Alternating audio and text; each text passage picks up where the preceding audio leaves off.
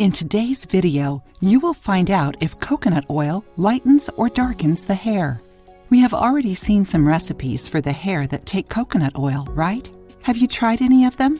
If you have ever used coconut oil on your hair, you notice that it helps with hydration, especially after using chemical products, right?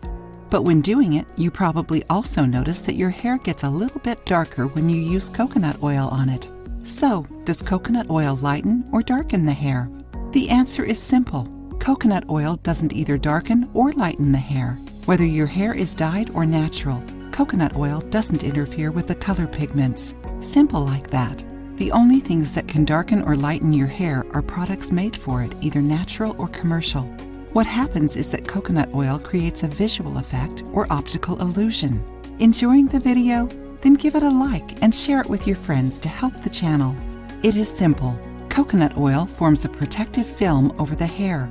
By doing so, your hair seems less shiny and more opaque, and depending on what color it is, your hair looks either lighter or darker than it is.